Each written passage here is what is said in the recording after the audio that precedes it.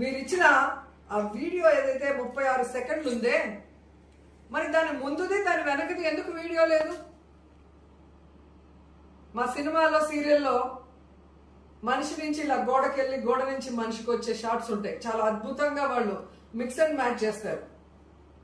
అలాగా మీరు Jagan garu convoy car, black car door కింద మనిషి, మళ్ళీ అక్కడి నుంచి బ్లాక్ కారు డోర్కి వచ్చి మళ్ళీ వస్తారు.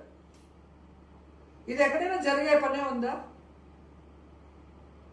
ఒకవేళ అలా జరుగుంటే ఎస్పీ గారు ఎందుకు జగన్మోహన్ రెడ్డి గారి కాన్వాయ్ కాదు, ప్రైవేట్ వెహికల్ పలానా నెంబరు అని ఎందుకు కేసు పెట్టాడో చెప్పాలి.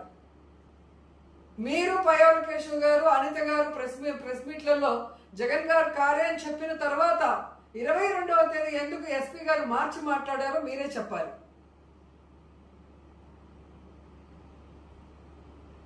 ఇలా అయితే చంద్రబాబు నాయుడు గారు భవిష్యత్ రాజకీయాల్లో ఒక ఫ్లైట్ యాక్సిడెంట్ అయితే ఆ ఫ్లైట్ సంబంధించిన మినిస్టర్ని అరెస్ట్ చేయాలి. ఒక ట్రైన్ యాక్సిడెంట్ అయితే దానికి సంబంధించిన మంత్రిని అరెస్ట్ చేయాలి, లేదా దాంట్లో ఉన్న ప్యాసింజర్లు అందరి మీద అరెస్ట్ చేయాలి, మీరు చెప్పిన దాన్ని బట్టి చూస్తే.